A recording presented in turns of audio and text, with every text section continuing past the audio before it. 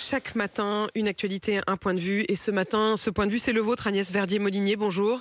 Vous êtes la directrice de l'IFRAP. C'est un think tank plutôt libéral, disons-le, qui s'intéresse aux politiques publiques, à la question de la gestion des administrations et du service public. Cette grève donc, à partir de demain, mais également pour le week-end de Noël. Pour vous, elle est non seulement injustifiée, mais elle va être très coûteuse pour l'État et donc pour le contribuable. Et vous vouliez souligner ce point ce matin. Oui, absolument. Une grève comme ça, c'est des millions d'euros qui sont absolument gaspillés, hein. Une vingtaine de millions d'euros par jour pour le groupe SNCF, mais aussi potentiellement pour l'économie française, autour de 200 à 300 millions d'euros qui sont perdus et on n'en a pas les moyens.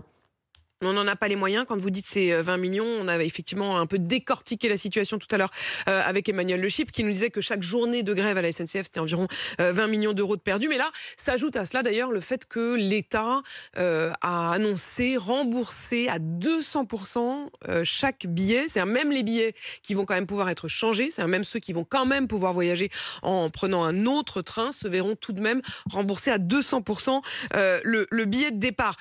C'est un moindre mal malgré tout. Est-ce que là, l'État est dans son rôle, Agnès Verdier-Molinier ? Disons que c'est plutôt la direction de la SNCF qui essaie de se faire le moins mal voir possible par les 200 000 clients qui vont être complètement bloqués par cette grève qui est pas du tout contrôlée en réalité par la direction, qui est le fait d'un petit groupe en réalité, contrairement à ce qu'on nous dit.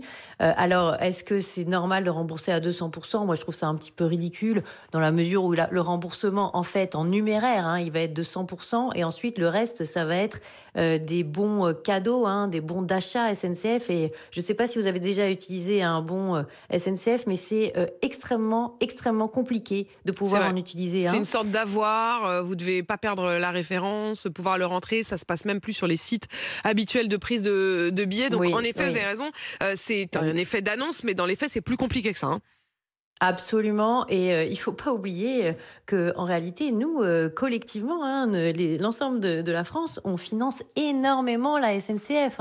Elle nous coûte très cher. C'est 18 milliards d'euros de financement public l'année dernière. 18 milliards d'euros, c'est gigantesque. Rien que pour la subvention d'équilibre du régime des retraites des agents de la SNCF, qui n'est pas du tout équilibré, c'est 3 milliards 3.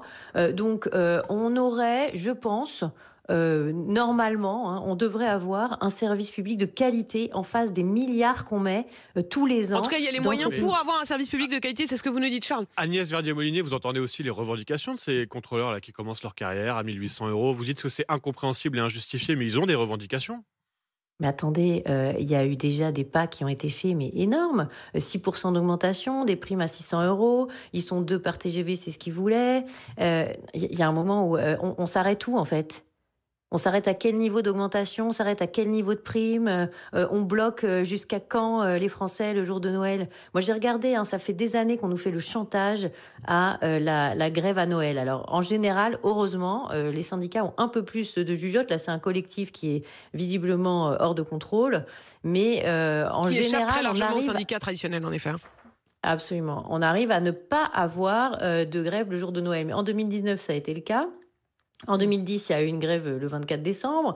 En 2008, il y en a une qui est allée du 12 au 26 décembre. Et depuis 2003, on a eu quand même 14 mouvements de grève à la SNCF au moment du mois de décembre, vers la mi-décembre.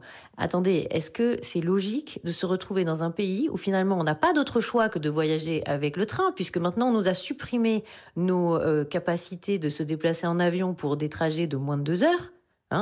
Donc finalement on devient totalement otage de la SNCF, et en plus tous les ans on nous fait le chantage tiens, peut-être qu'on va pas vous n'aurez pas de train pour vous déplacer à Noël. Dans n'importe quel autre pays ça ne pourrait pas se passer. On pourrait pas avoir 2000, 3000 personnes qui sont en train de bloquer 200 000 personnes. Il y a c'est des quoi la réponse, garde-fous. Agnès Verdier-Molinier? C'est de limiter le droit de grève? La réponse, c'est clairement de s'inspirer de ce qui se passe dans les autres pays qui n'ont pas, comme en France, des niveaux de grève SNCF qui atteignent parfois jusqu'à 20% de l'ensemble des grèves annuelles de toute la France. Donc, je veux dire, voilà, on est vraiment dans les champions du monde de la grève à la SNCF. Alors, qu'est-ce qui se passe dans les autres pays ? Eh bien, il y a un droit de grève. Mais il y a aussi un encadrement. C'est-à-dire que, par exemple, en Allemagne, vous ne pouvez pas avoir un service public qui s'arrête s'il n'y a pas au moins 75% des personnes qui travaillent dans ce service public qui ont décidé, avec un vote à bulletin secret, qu'ils étaient pour la grève. Là, aujourd'hui, je suis quasiment certaine que s'il y avait Donc ce que vous voulez genre dire, de c'est que vote... le collectif à main levée sur Facebook avec effectivement assez peu de transparence ne pourrait pas fonctionner ailleurs.